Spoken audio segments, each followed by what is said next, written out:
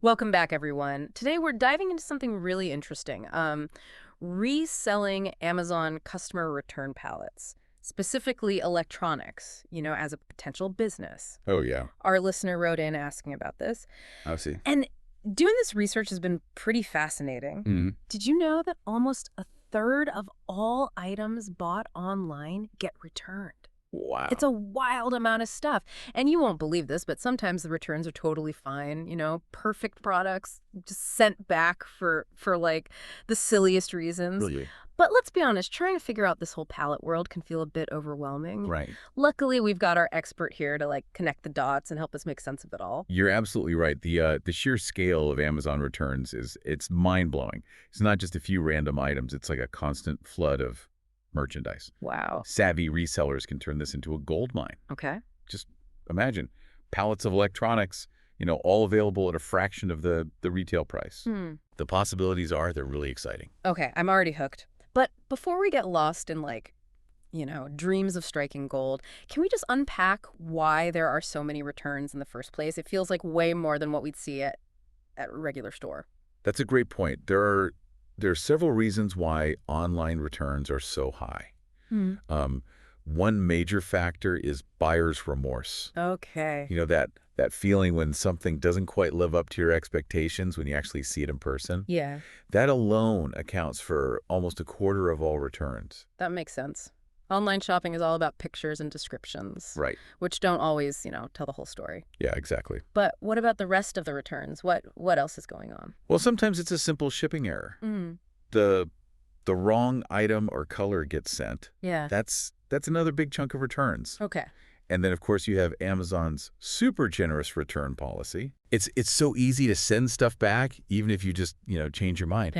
All of this creates this situation where Amazon is constantly trying to offload this mountain of returned merchandise. So it's like this perfect storm: buyer's remorse, shipping hiccups, and these easy returns. Right. No wonder there's a whole reselling industry built around this.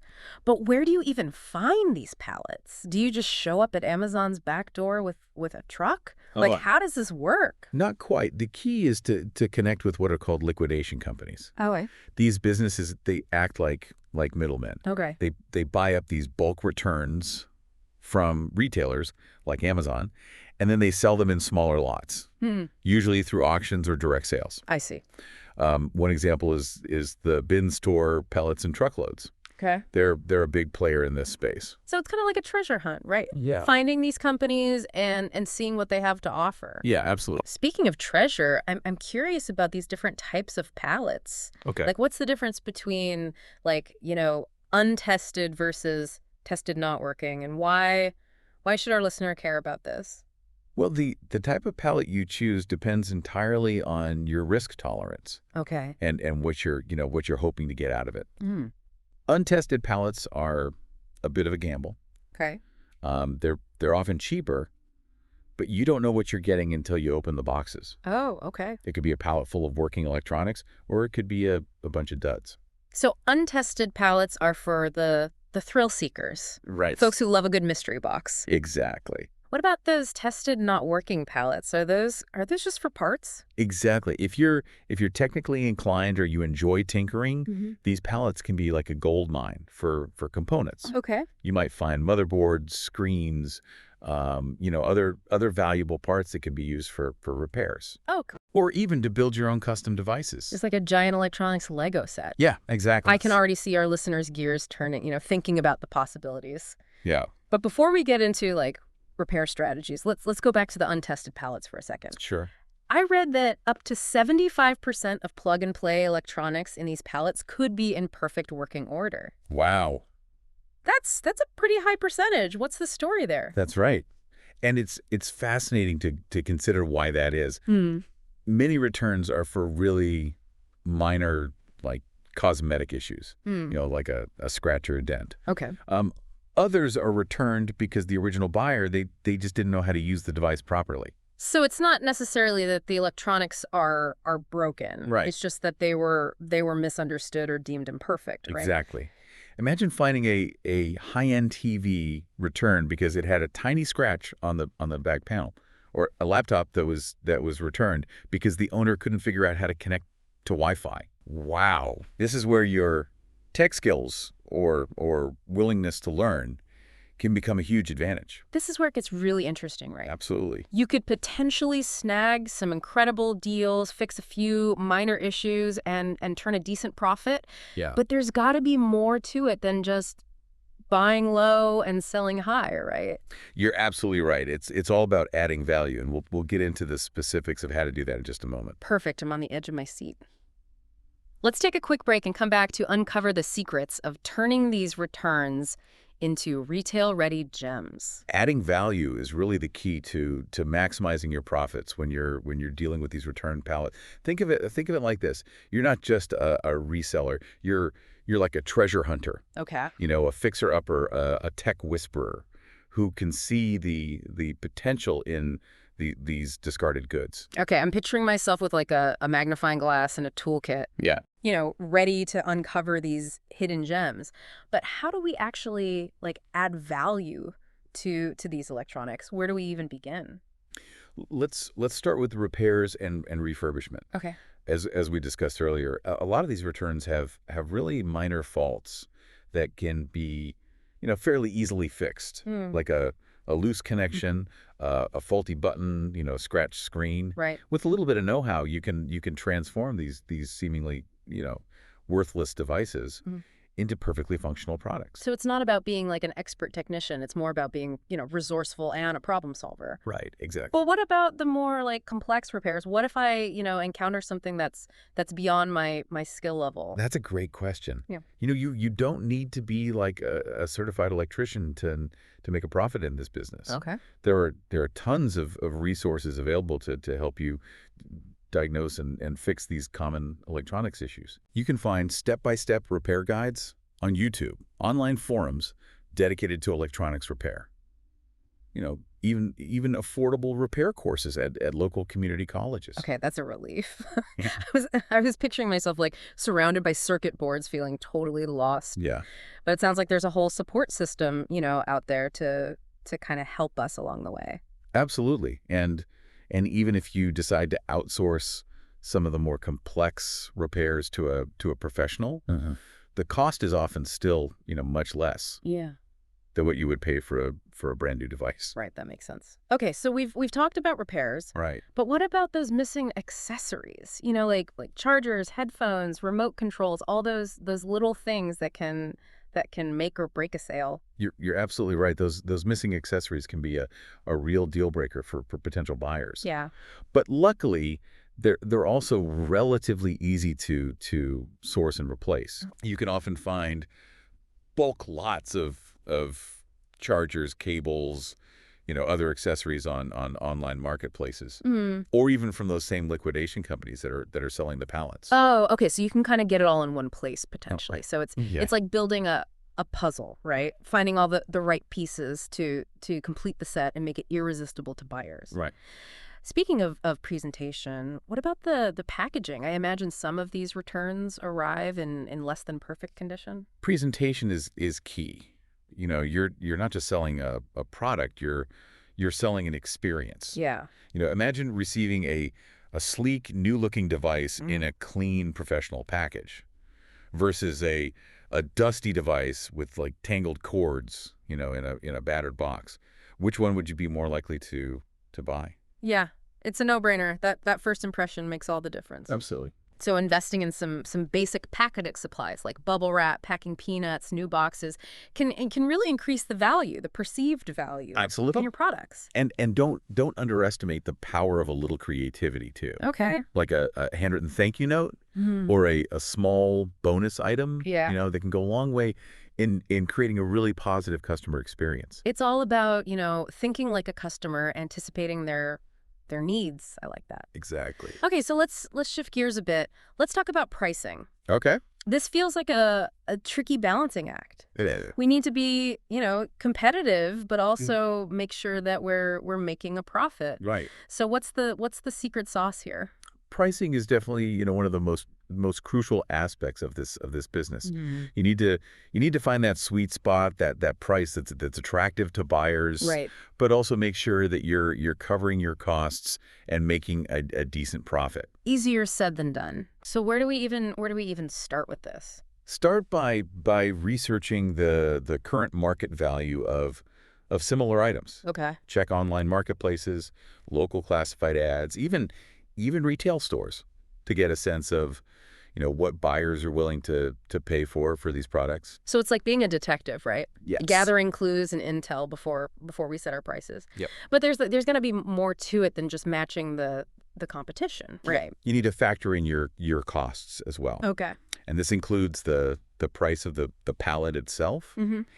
any any repair or refurbishment expenses, the cost of replacement accessories, Right. even your time and labor. Mm. Once you have a clear picture of your costs, Yeah. then you can start to calculate your desired profit margin. Okay, so this is where the business savvy comes in. Right. We need to, crunch the numbers, make sure we're not just breaking even. But what if our costs are higher than the current market price? Yeah. Do we just take a loss at that point? Not necessarily. Remember those value add strategies we talked about earlier? Hmm. They can play a key role in justifying a slightly higher price point. So it's all connected. Exactly. So by, investing in repairs, adding missing accessories, creating that professional presentation, we're essentially like increasing the value of the product. And we can justify, charging a little bit more. Exactly. You're not just selling like a used electronic device anymore. Right. You're selling a refurbished, tested, ready to use product that comes with a sense of assurance and quality. This is making a lot of sense. I'm starting to see how all these pieces fit together. But pricing is just one piece of the puzzle. All right. What about actually, selling these refurbished electronics? Where do people typically go to find buyers? That's a great question, and the answer is it depends. There are several different sales channels that you can explore, each with its own, advantages and disadvantages. Hmm. Online marketplaces like eBay and Amazon are probably the most obvious choices. They have a massive reach, giving you access to a huge pool of potential buyers. Plus, they handle a lot of the logistics for you, Mm. like payment processing and shipping options. That sounds convenient, but wouldn't we be facing like some pretty stiff competition Mhm. from other resellers, including, those who are selling brand new products? Right. How do we make ourselves stand out in such a crowded marketplace? That's where all those value-added strategies we've been discussing become so crucial. High quality photos, that showcase your products in the best possible light. Detailed descriptions that highlight the features and benefits. Competitive pricing and exceptional customer service can all help you, stand out from the crowd and build that loyal customer base. So it's not just about, listing the item, it's about crafting a compelling story. Yeah. One that really resonates with buyers. Exactly. Yeah. What about selling offline? Mm. Are there any advantages to exploring those brick and mortar options? Absolutely. Flea markets, swap meets, even local consignment shops can be great options, Hmm. especially for larger items that are difficult or expensive to ship. Yeah. The Okay. key is to do your research Yeah. and understand your local market. Okay. What are people in your area looking for? What are their price points? It's almost like going back to the basics of retail. Yeah. Knowing your audience and catering to their specific needs. Exactly. I hadn't even considered, that aspect of reselling. And don't forget about the possibility of setting up your own online store. Oh, okay. This gives you, complete control over your brand, your pricing, your customer experience. Hmm. It requires more effort up front, Okay.